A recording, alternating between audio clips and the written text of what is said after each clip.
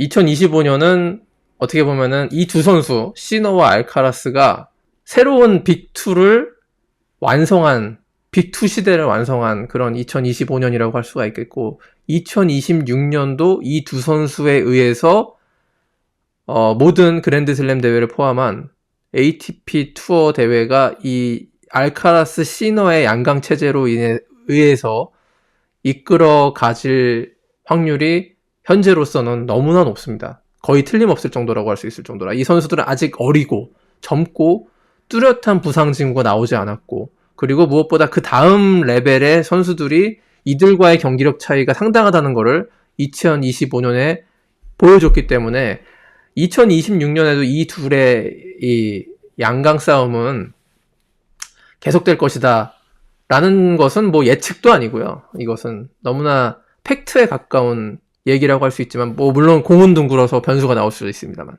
사실 올해만 하더라도 야닉 시너가 도핑 징계 때문에 석 달을 쉴 것이라고 아무도 예상을 못했죠. 그런 것들이 튀어나오는 게 이제 테니스, 움직이는 생명체 같은 테니스판입니다.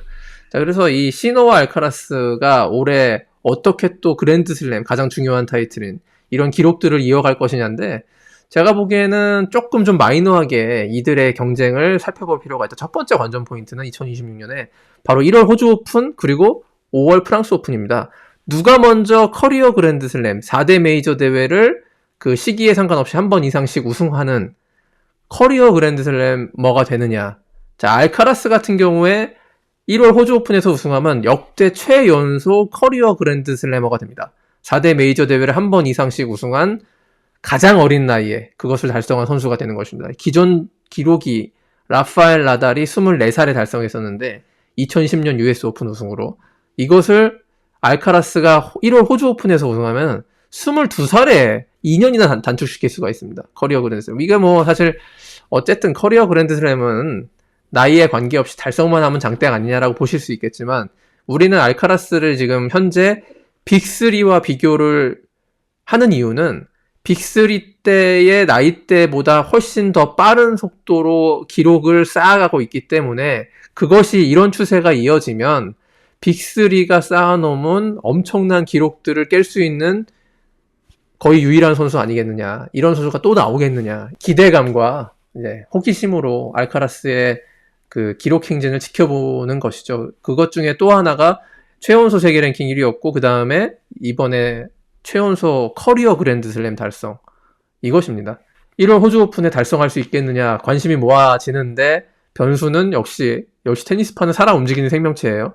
후안 카를로스 페레로 코치와 7년을 동행했던 자신의 멘토와 결별이 되는 그런 사건이 발생했죠. 이게 또 야닉 시너라는 투타임 디펜딩 챔피언을 넘는 것도 버거운데, 1월 호주 오픈 제일 중요한, 알카라스에게 어찌 보면은 올해 2026년에 가장 중요한 호주 오픈을 앞두고 결별을 택한 것은 좋아 보이진 않는다. 그리고 결별의 과정이 이제 깨끗하게 이제 알카라스가 저는 좀 새로운 코치와 하고 싶어요가 아니라 조항상의 이견으로, 의견 분쟁으로 인해서, 그 알카라스의 가족 그리고 후안 카를로스 페레로 코치와의 다툼에 의해서 헤어졌기 때문에 선수 입장이 제일 중요한데, 선수 입장에서 그렇게 개운치 않은 그런 코칭 스태프 재구성을 해야 되거든요. 이런 것들이 알카라스에게 플러스 요인보다 마이너스가 되지 않겠느냐라는 의견이, 시각이 강합니다. 다만 후안 카를로스 페레로가 이때까지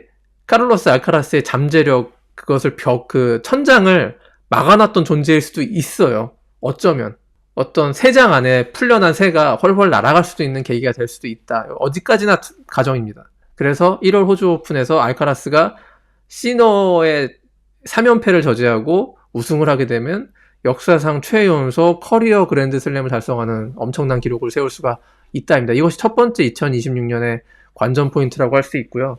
두 번째 관전 포인트는 역시 야닉 시너가 그 2전 3기 끝에 프랑스 오픈에서 우승을 하여 알카라스 다음, 혹은 알카라스보다 먼저 커리어 그랜드슬래머가 될 수가 있겠느냐. 이것이 그래서 이 두 대회가 호주 오픈과 프랑스 오픈의 관심도가 제가 생각하기엔 US 오픈이나 윈블던보다 높을 수가 있습니다. 첫 번째와 두 번째 메이저 대회에 대한 관심이 아주 피크로 치솟을 겁니다. 그 윈블던이나 US 오픈 조금 그보다는 낮은 단계의 관심을 받을 가능성이 있죠. 여태껏 아마도 우리가 보지 못했던 페더러 나달 시대보다 더 팽팽하고 더 잘하는, 더 강력한 지배력을 갖고 있는 양강의 시대, 조코비치 나달 시대, 페더러 나달 시대, 샘프라스 아가시 시대도 작년에 알카라스 시너만큼 시즌을 정확하게 양분한 적이 없습니다. 그런데 이 둘이 2025년에 이어서 2026년에도 시즌을 양분하는 양강 체제를 하고 거기에 더해서 각자 기념비적인 기록을 세울 수만 있다면 정말 2026년은 또 테니스 역사에 뚜렷하게 기억될 한 해라고 보여집니다. 그 전에 2026년 가장 큰 관전 포인트는 역시 국내 팬들에게는 이 둘이 이 커리어 그랜드슬램 달성을 놓고 대결하는 이 둘이 대한민국 땅을 밟고 1월 10일 현대카드 슈퍼매치를 하는 것이고 최절정에 있는 전 세계적인 스포트라이트를 받는 최고의 두 명의 선수들이 아주 싱싱한 그 전성기 때 대한민국에 와서 방한 경기를 한다는 것 자체가 또 역사일 것 같습니다. 두 번째 관전 포인트는 아까 말씀드렸지만 넘버 3가 누가 될 것이냐. 이 시너 알카라스의 양강체제에 위협을 가할 수 있는 후보군들이 누구냐 했을 때 저는 잭 드레이퍼라고 저는 생각해요. 근데 이제 호주 오픈을 결정하잖아요. 근데 호주 오픈을 결정을 했기 때문에 잭 드레이퍼가 조금 더 이 넘버 3에 가까워질 수 있는 확률이 높아졌다.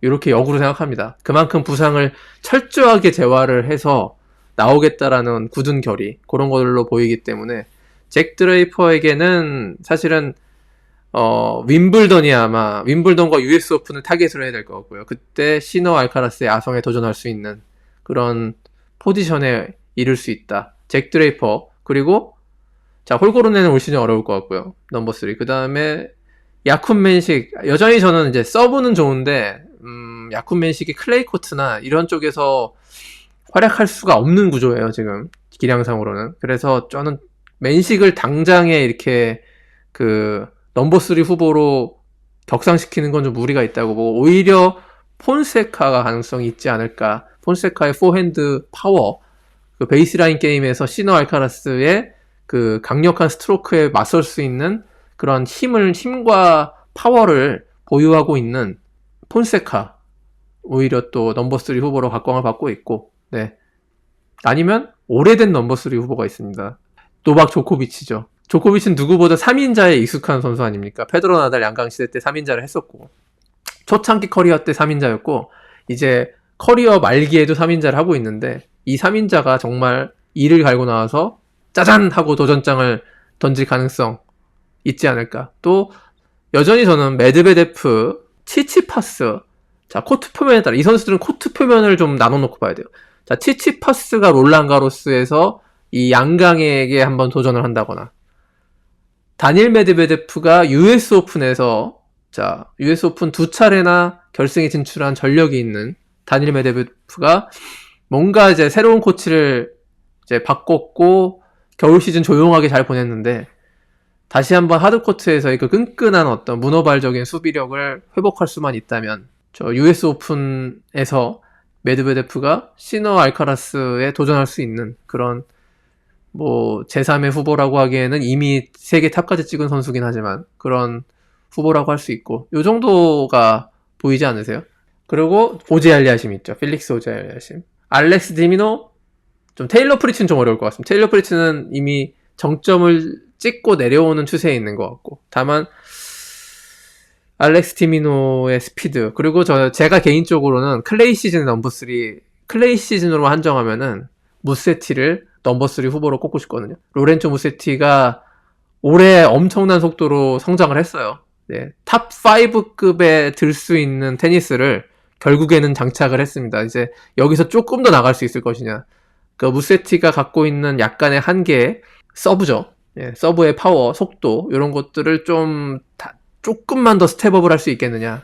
저는 로렌조 무세티가 잘해주기를 바라고 있습니다. 원핸드 백핸드가 아직은 이렇게 사라지지 않았으면 하거든요. 자, 우리가 복병을 얘기할 때 롤랑가로스의 복병은 저는 무세티도 있지만 뭐 치치파스도 있지만 롤랑가로스에서는 한번 시너 알카라스한테 해볼 만한 애들이 아서피스가 있는 것 같아요. 아터피스. 자, 부상으로 오래 쉬었습니다만 내년 클레이 시즌을 맞아서 복귀할 것이고요. 아서피스의 파워풀한 탑스핀, 엄청난 회전량이 실린 도미닉 팀 같은 타입의 포핸드를 구사하죠. 아서피스의 파워 포핸드가 롤란 가로스의 큰 변수가 될 것이다. 좋습니다. 자, 관전 포인트 3번이 있는데요. 자, 바로 이 선수입니다. 너무나 눈에 익은 선수시죠. 올 시즌에 2026 시즌에 또 변함없는 화두는 작년 그리고 올해 계속해서 질문을 던졌지만은 답을 얻지 못했던 노박 조코비치의 넘버 25, 25승, 메이저 25승 달성 여부입니다. 조코비치에게 남은 목표는 없기 때문에 뭐 혹시 모르겠습니다. 조코비치가 마음속으로 지미 코너스의 역대 최다 ATP 투어 우승 109승 이걸 노리고 있을지 모르겠습니다만 지금 현재 101승째고요. 현실적으로 페더러의 103승은 이제 조코비치가 뛰어넘을 수 있다고 보고 1, 2년 더 뛰면 모든 기록을 다 깼으니까 굳이 기록을 더 추가하자면 메이저 대회 우승밖에 없는 것입니다. 예. 메이저 25회 우승을 올해는 달성할 수 있을 것이냐? 여전히 저는 그 가능성을 호주 오픈 아니면은 윈블던으로 보고 있고요. 이렇게 윈블던 유니폼을 입은 조코비치를 제가 사진으로 고른 이유도 역시 윈블던 이번에 야닉 시너와의 4강전에서 예상외로 완패를 했습니다만 여전히 윈블던 잔디는 조코비치가 커다란 체력적인 소모를 주지 않고 그리고 전성기 때보다 오히려 떨어지지 않는 능력을 보이고 있는 서브 이런 면에서 그리고 네트 플레이 이런 면에서의 게임 전략으로 시너와 알카라스의 허점을 뚫을 수 있는 윈블던이 그래도 조코비치가 메이저 25회 우승을 하고 멋지게 짜잔하고 떠날 수 있는 최적의 공간이 아닌가라는 생각을 하게 되고 만약에 올해 윈블던에서 25회 우승을 달성한다면 25회 우승 자체도 있지만 마가리 코트와 동률을 이루고 있는 메이저 24회 우승보다 하나 더해서 남녀 통틀어 완벽한 원탑이 되는 그런 의미 첫 번째, 두 번째는 윈블던에서 챔피언이 된다면은 로저 페더러가 보유하고 있는 남자 테니스 윈블던 최다 우승자와 동률을 이루게 됩니다. 이런 기록들은 좀 윈블던 최다 우승은 의미가 있어요. 네. 최다 동률 우승은. 네. 윈블던은 메이저 오브 메이저. 자, 메이저 대회 가운데서도 제일 메이저는 뭐냐 했을 때 윈블던이죠. 여전히 아직까지. 거기서 최다 우승자로 기록이 된다는 것은 조코비치의 모든 기록을 다 깼지만 조코비치가 그래도 도전해볼 만한 동기부여를 받을 수 있는 그런 목표가 되지 않을까 싶습니다. 그래서 시너와 알카라스, 특히 조코비치의 약점은 지금 거의 징크스라고 할 수 있을 정도로 야닉 시너를 만나면 경기력이 제대로 안 나오고 있거든요. 시너와의 경기력 격차를 어떻게 유의미하게 좁힐 수 있느냐. 이것은 뭐 조코비치에게만 국한된 얘기는 아닌 것 같고 야닉 시너가 그 조코비치를 만났을 때 대결했을 때 그때 시너의 몸 상태도 영향을 미칠 수가 있다. 그래서 조코비치라면 저는 38살을 넘어가게 되는 조코비치 어떤 선수가 38세 이후가 돼가지고 메이저 우승을 노리는 거는 비현실적인 얘기라고 일축하지만 단 한 명의 예외가 있다면 노박 조코비치밖에 없다. 우승을 차지한 탑2에는 분명히 한 단계 아래의 경기력을 보여주긴 했지만 시너 알카라스 외에는 조코비치가 메이저 대회 5세트에서 누구를 만나든 다 이길 수 있다는 걸 다시 한번 증명한 그런 2025년이었습니다. 혹시 모르잖아요. 시너 알카라스가 부상이나 다른 이슈로 인해서 조코비치가 이 두 명을 만나지 않고 메이저 결승까지 갈 가능성이 있을 수도 있잖아요. 모르는 거죠, 테니스는. 그럼 조코비치를 시너 알카라스 외에 누가 이길 수 있을까요? 그랜드슬램 결승에서 올해의 경기력만 보고 봤을 때. 네. 거의 없을 겁니다. 그러면 조코비치의 메이저 25회 우승도 너무 마냥 비현실적인 얘기는 아니다. 여전히 올 시즌에 세계적인 관심을 모으고 있는 테니스 화두는 될 것이다라고 보여집니다. 다음 이슈는 저는 사발렌카가 3년 연속으로 WTA 세계 랭킹 1위를 유지할 수 있느냐 요것인데요. 우리가 사발렌카가 사실 국적도 벨라루스고 좀 화려한 외모를 갖고 있는 것도 아니고 그래서 사발렌카가 그렇게 막 그 글로벌한 인기를 갖고 있는 선수는 아닙니다만 이 선수만큼 그러니까 세리나 윌리엄스의 뒤를 이은 게 누구냐 했을 때 이가 시비용택이냐 뭐 사발렌카냐 아니면 그 앞에 뭐 애슐리 바티냐 나오미 오사카냐 했을 때 사발렌카가 제일 세리나 윌리엄스 시대 다음에 다음 시대는 누구 거냐 했을 때는요 사발렌카가 사발렌카 시대라고 말할 수 있는 거예요. 지금 시비용택도 조금 짧았고 클레이 쪽으로 좀 치우친 감이 있고 애슐리 바틴 너무 일찍 은퇴했고, 나오미 오사카도 기복이 너무 심했고요. 근데 사발렌카처럼 꾸준하게 지금 세계 랭킹 2위부터 따져봤을 때는 탑5에 들었을 때는 지금 5년 넘게 하고 있거든요. 우리들이 지금 대체적인 평가를 하는 것보다 더 높은 평가를 받을 필요가 있고, 사발렌카의 실제 테니스 기량 자체도 세리나 윌리엄스와 견줘볼 만한 상당히 강력한 파워 테니스를 보여주고 있고, 2년 연속으로 세계 랭킹 1위를 했고, 특히 올해는 와이어 투 와이어 1월부터 12월까지 전부 세계 랭킹 1위를 유지했던 그런, 이거는 옛날에 세레나 윌리엄스도 잘 못하는 거였죠. 그래서 올해도 만약에 이제 메이저 우승을 추가해야지만 세계 랭킹 1위를 유지할 수 있을 겁니다. 아마.